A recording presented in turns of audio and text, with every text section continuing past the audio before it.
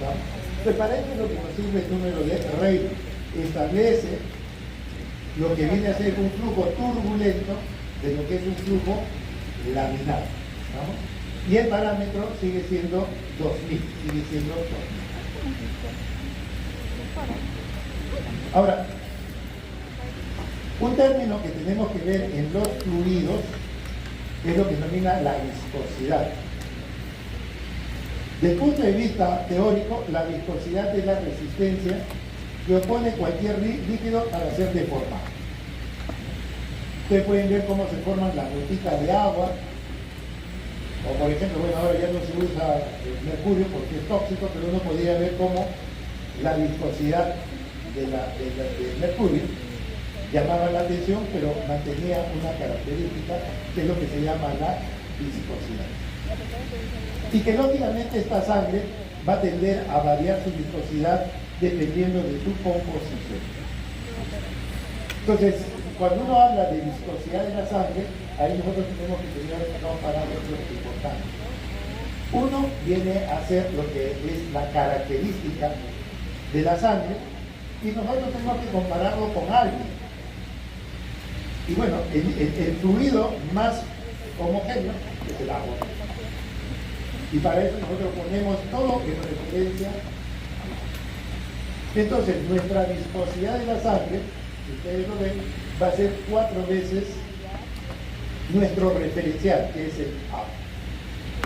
Nuestra sangre en relación, cuando uno dice la viscosidad, que es lo que viene a ser, pues va a ser en relación a la viscosidad que tiene el agua, porque es el gol estándar para poder. Muy bien. Ahora, esta viscosidad, ¿de qué va a depender? Primero va a depender de lo que viene a ser el hematocrito. ¿Qué cosa es el hematocrito? Es la relación de los elementos formes de la sangre, en este caso el que más abunda son los glóbulos rojos. ¿Vamos? ¿Cuántos glóbulos rojos hay en la sangre? Ni idea siquiera. Nunca se han hecho análisis de sangre, sí tienen que hacer tiempo. Vayan a leer que si no han leído, ¿cómo van a saber cuántos glóbulos rojos tienen? ¿Cuántas plaquetas tenemos en la sangre? Pero cuando aprendemos en hematología, el último año de la carrera. Si uno va, se pone morado, a saber cuántos glóbulos rojos, blancos, plaquetas. Bueno, el número de glóbulos rojos pues están en millones. Los glóbulos blancos son pues, dependiendo de la bibliografía, entre 7 a 12 mil, mientras que el otro son 4 millones y medio. Entonces, y las plaquetas son 300.000. Y el otro, el glóbulo rojo es 4 millones y medio. Entonces, prácticamente el hematocrito, ¿quién lo da? Los glóbulos rojos. El hematocrito no lo da el glóbulo rojo en sí, pero como es el que tiene mayor volumen, es el que nos da la mayor referencia. Pero en realidad es la suma de glóbulos rojos, blancos y plaquetas, pero como los otros son en pequeña cantidad, no tiene significancia. El que tiene significancia es el glóbulo rojo, y de acuerdo a eso es que se establece el hematocrito. Es la relación de los elementos formes de la sangre y el plasma. Eso es finalmente el hematocrito. Y otro elemento está en la sangre y que puede hacer variar su viscosidad, la cantidad de proteínas. Porque las proteínas están circulando, que son nuestros alimentos, están circulando por la sangre. Entonces podemos tener ciertas proteínas incrementadas o las podemos tener disminuidas. ¿Eso hace variar a la viscosidad? Sí. Y finalmente la resistencia que tiene, en este caso, los glóbulos rojos el ser deformados. Normalmente, sabrán ¿cuánto mide un glóbulo rojo?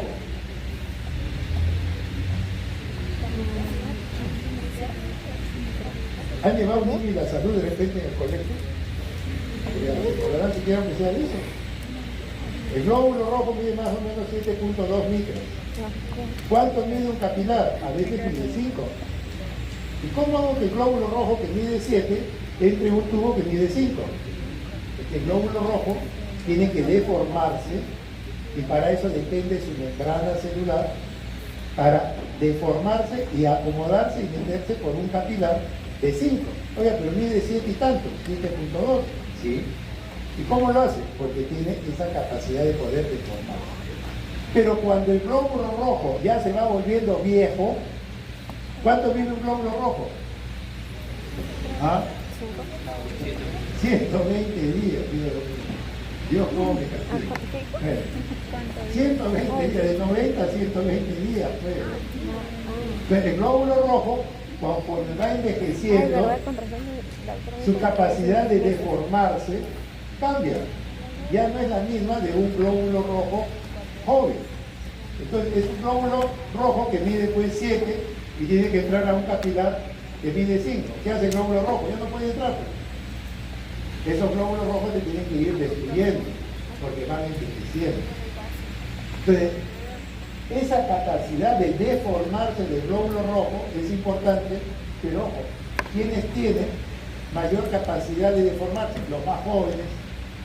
¿Quiénes tienen menos capacidad de deformarse? Los más adultos, o sea, los más cercanos a 120 días. ¿Estamos? Entonces, si yo pregunto, por ejemplo, en el examen, una pregunta, yo no voy a preguntar cuánto vive un glóbulo rojo. Yo le voy a decir, un glóbulo rojo que tiene 100, más o menos 105 días. ¿Qué vaso sanguíneo va a poder atravesar? Ya depende de ustedes, ¿se acuerdan? Pero ya estoy diciendo las preguntas del examen. Y ahí que tengo que aplicar la capacidad que tiene el glóbulo rojo de deformarse, del tamaño del capilar, para poder ingresar o no poder ingresar. Y si no puede ingresar, es destruir. ¿Estamos? Pero tienen que sacarle esto la importancia que después se ve desde el punto de vista de la parte clínica. Entonces, conforme la sangre se va haciendo más espesa, conforme yo tenga más hematocrito, o sea, más elementos fuertes de la sangre, pues lógicamente la viscosidad va a ser mayor. ¿Vamos? A mayor hematocrito, la viscosidad es mayor. Si la persona vive en el Cusco, 3.400 metros más o menos, ¿cómo será su viscosidad? Será mayor. Por eso hay que buscar esto, la utilidad que tenemos que darle desde el punto de vista clínico. Entonces vean ustedes que nosotros tenemos ciertas circunstancias que se relacionan a la hemoglobina, a la presencia del hematocrito, a los glóbulos rojos, también eso es una parte, pero también va a depender de la proteína. Y por ejemplo, hay ciertas enfermedades que hacen subir ciertas proteínas del cuerpo. Ellos pueden generar, por ejemplo, que la viscosidad también se incremente. Puede hacer que la viscosidad. ¿Por qué? Porque recuerden que esto depende del hematocrito y depende también de las proteínas. Entonces, si yo incremento el nivel de proteínas en el cuerpo, pues lo que va a suceder es que la viscosidad de la sangre aumenta. ¿Y qué pasa si una persona, por ejemplo, tiene menos glóbulos rojos, es decir, tiene menos hematocrito? En otras palabras, si el paciente está con anemia, la sangre va a ser más espesa o más fluida. Más fluida. Y eso va a suceder ¿de qué manera? Pues sencillamente porque va a tener hematocrito, la viscosidad va a ir disminuyendo. ¿Estamos? Y si la sangre disminuye su viscosidad, ¿avanza más rápido o más lento? Más rápido, pues. Avanza más rápido. Y si avanza más rápido, la velocidad puede incrementar. ¿Y qué puede terminar haciendo ese flujo que era laminar? ¿En qué puede terminar? En un flujo turbulento. ¿Y cómo me doy cuenta que es turbulento? Midiendo el número de Rayleigh, que debe ser mayor de 2000. Y si eso está en el papel, ¿yo cómo puedo darme cuenta con el paciente? Poniendo mi estetoscopio y le escucho un soplo. ¿Vamos? Así es la medicina, pues. Pero si ustedes van a memorizar eso y no lo van a interpretar, no tiene sentido. Pues la medicina ya no es una cuestión solamente de ver números, hay que interpretar. Hay que interpretar. Todo es finalmente una correlación. Lo otro es que decíamos que un elemento importante que tiene que ver precisamente con la parte hemodinámica es la resistencia a que estos líquidos puedan avanzar. Pues la resistencia es el rozamiento, es la fuerza que se pone a que la sangre avance a través de una arteria, a través de una vena, ¿no? Entonces, a eso se llama resistencia vascular, incluso se llama resistencia vascular periférica, porque está en todo el cuerpo. Pues bien, esa resistencia vascular no es sino una fuerza que se opone a que la sangre avance libremente. Se opone y no lo deja avanzar. Tiene que avanzar, sí, pero tienes que esforzarte en pasar a través de mis vasos sanguíneos y entregarme, si tú quieres avanzar, tienes que entregarme parte de tu energía. La resistencia hace de que la sangre, para poder avanzar, tiene que ceder parte de su energía y así poder seguir avanzando. ¿Vale? Eso es lo que hace la resistencia. Pues bien, ¿de dónde aparece esta resistencia? Esta fórmula más o menos tienen que tener en cuenta porque esto incluso sirve también para la parte de lo que es el manejo de la presión. La resistencia está en relación a la gradiente de presión, porque recuerden que la sangre se mueve dependiendo de quién, de que hay una gradiente de presión, muy bien, y que lógicamente tenemos que tener el otro elemento, que es la sangre. Entonces, ahí tenemos tres elementos. La resistencia es la gradiente de presión entre el flujo o cantidad de sangre. Entonces, yo de ahí puedo despejar y decir, la presión arterial es igual al producto de quién? De la resistencia vascular por el volumen de sangre. El volumen de sangre, ¿qué cosa es? El gasto cardíaco. ¿Cuánto es el gasto cardíaco? 5 litros por minuto. Yo tengo 5 litros por minuto. Entonces, la presión arterial es el producto de la, en este caso, yo estoy despejando esto. El delta de P lo despejo y lo que voy a tener es que el denominador pasa a multiplicar al numerador. Entonces, ¿qué cosa es la presión arterial? El producto de la resistencia periférica por el gasto cardíaco. La presión arterial es el producto de la resistencia periférica por el gasto cardíaco. Entonces, si la resistencia periférica sube, ¿la presión qué pasa? Sube. Si la resistencia periférica cae, la presión arterial cae. La resistencia es un elemento muy importante en lo que es la presión arterial. Pues bien, la resistencia va a tener varios elementos que la constituyen. Uno es el espesor de la pared que está puesto ahí, y por otro lado lo que nos interesa es cómo está la arteria, cerrada o abierta. Si está cerrada, más resistencia. Si está abierta, menos resistencia. Entonces, ahí tienen los dos elementos que tienen que ver con la resistencia vascular periférica. El grosor de la pared y por otro lado, cómo está la arteria, abierta o cerrada. Cuanto más cerrada está, pues hay más resistencia. Y si hay más resistencia, hay más presión. Si la arteria está abierta, si está en vasodilatación, pues la resistencia periférica va a disminuir, va a bajar la presión arterial. Muy bien, entonces, la resistencia en el cuerpo humano no es igual, no es constante. Esta resistencia cambia constantemente porque va a depender, entre otras cosas, del endotelio. El endotelio produce sustancias vasodilatadoras, pero también sustancias vasoconstrictoras, ¿no? Eso hablamos cuando tocamos el tema de endotelio, en la primera clase. ¿Cuál es el elemento más vasodilatador que tenemos? ¿Ah? ¿Cuál es? El óxido nítrico, pues. El óxido nítrico. El óxido nítrico es un gas que vive más o menos 30, 35 segundos, máximo 45. Es un gas, el óxido nítrico. Ese gas es un dador de vida. Hace que las arterias se abran, que mejore la circulación. Y si se abren las arterias, ¿qué pasa con la resistencia vascular? disminuye. Y si disminuye, ¿qué pasa con la presión?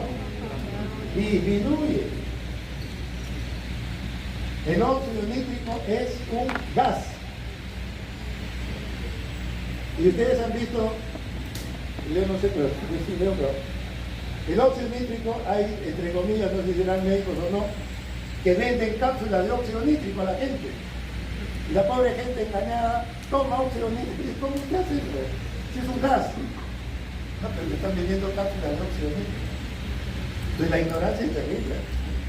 El óxido nítrico es un poderoso vasodilatador, da vida. A alguien se le ocurrió eso y dice, yo vendo cápsulas de óxido nítrico. Y lo dejan. Y médicos que escriben su colegio médico y ponen que venden estas cápsulas. Entonces, muy importante la resistencia vascular, porque cuanto menos resistencia hay, la sangre va a circular mejor y la presión arterial va a tender a disminuir. Entonces vean ustedes que la resistencia vascular son fuerzas que se oponen a que la sangre circule. Pero lo que sucede es que la resistencia vascular no es pareja. Dependiendo de lo que uno hace, hay zonas en que la resistencia disminuye, en otras aumenta. Entonces nosotros podemos tener que a lo largo del sistema circulatorio, nosotros podemos ir colocando los diferentes órganos uno detrás de otro. Y entonces, dependiendo de cada sector, yo puedo calcular, en este caso, la resistencia total.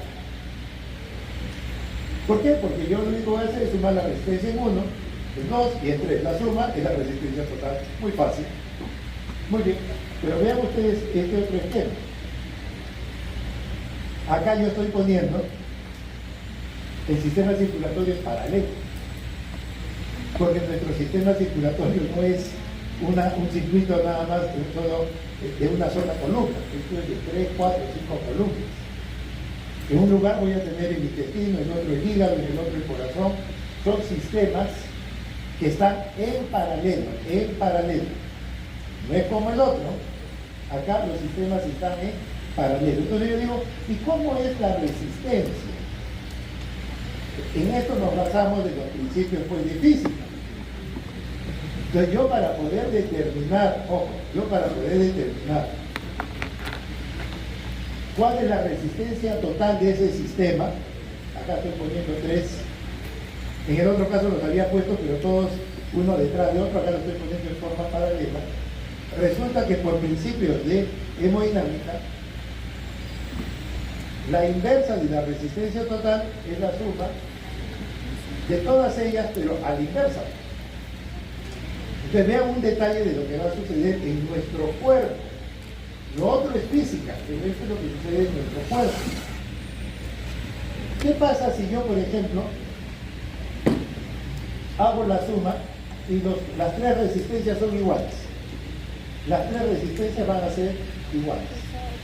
Entonces vean ustedes, si la resistencia 1, 2 y 3 son iguales, pues la resistencia total va a ser igual a 1 más 1 son 3. Entonces, si yo utilizo esto, vean ustedes qué es lo que sucede. Pues, no creo que no sea tan difícil que esto. La resistencia total va a ser igual a la resistencia 1 entre 3. ¿Lo entienden? Levanten la mano el que no entiende. Porque esto es matemático, ustedes han otro matemático. Pero yo lo que tengo que calcular es la resistencia total, ¿qué cosa viene a ser? La resistencia de cada una de ellas, de cualquiera de ellas, entre 3. ¿Estamos? Entonces, lo único que estoy haciendo es poder ver, lo único que yo estoy haciendo ver en este caso es que la resistencia vascular es la suma de los 3 elementos. Pero ojo, estamos ahora viendo a la inversa. ¿Y por qué tiene importancia eso? Porque eso al final lo que nos interesa. Bueno, ¿y esa suma para qué sirve? Pues sirve para que nosotros podamos entender cómo funciona nuestro organismo. Si yo tengo en la parte alta una arteria que se capilariza y después tenemos el sistema venoso, todo está en un sistema lineal. Todo está en un sistema lineal. Y basta que una de las resistencias suba, todo incrementa. ¿Qué pasa si yo más bien pongo los órganos así, en paralelo? ¿Qué pasa si yo pongo los órganos en paralelo? Pongo el corazón, pongo el hígado, pongo el cerebro, pero como están en paralelo, la resistencia total va a ser igual a ¿qué cosa? En el ejemplo que habíamos puesto, era igual a la resistencia entre 3, entre 4, entre 5. Entonces vean ustedes, la resistencia total, de acuerdo al ejemplo anterior, va a ser igual a la resistencia a cualquiera de ellas, dividido entre 3, si son 3 órganos, entre 4 si son 4 órganos, entre 5 si son 5 órganos. ¿Estamos? Bueno, vamos a llegar a lo que finalmente quiero demostrar.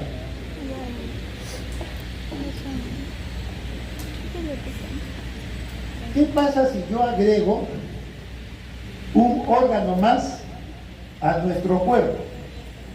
¿Qué pasa si yo agrego una resistencia más a nuestro cuerpo? ¿La resistencia sube o baja? ¿Ah? Son unos cuentos, todos. Si entienden eso es lo que me interesa finalmente. Si yo agrego un órgano más, recuerden que ya no lo voy a dividir la resistencia entre 3, lo dividiré entre 4, entre 5, entre 6. Cada vez que agrego un órgano más, ¿qué pasa con la resistencia? Cae. ¿Estamos? Muy bien, entonces, ¿cómo yo puedo hacer que una persona, yo le pueda agregar un órgano más? ¿Cómo una persona, todavía les voy a dar más fácil, cómo una mujer puede incrementar un órgano más? En el embarazo, ¿qué es lo que va a tener? La placenta. Y la placenta es un órgano extra. Entonces, ¿qué sucede en una mujer que está gestando? ¿La resistencia está elevada o disminuida? Está disminuida, ¿no? ¿Basado en qué? En esto pues. Si ustedes agregan un órgano más a todo nuestro organismo, la resistencia cae. Y el ejemplo más típico es el embarazo. Por eso es que las mujeres, cuando salen embarazadas, la presión arterial disminuye. Si ustedes entienden eso es suficiente. ¿Qué pasa si yo aumento o quito un órgano? ¿Qué pasa si yo a una persona pues le saco el vaso? Lo tengo que operar porque tiene un problema sangrado en el vaso, hay que sacarlo. ¿Qué va a pasar con la resistencia? Va a subir. Eso es lo que interesa, es aplicar lo que conocemos a nuestra práctica, ¿no? Adicionar una resistencia en paralelo disminuye la resistencia del sistema. Es algo sencillo, pero es importante que lo entiendan. Y bueno, finalmente hablar de la presión arterial, que eso ya ustedes saben porque hemos hablado. La presión arterial, ¿qué cosa es? Es la fuerza con que la sangre avanza contra pues, una fuerza que se opone, que es la resistencia vascular periférica. Muy bien. Nosotros tenemos dos tipos de presión, la presión máxima cuando la sangre sale y la presión mínima o diastólica cuando la presión ya no es bombeada por el corazón, sino más bien viene la remo.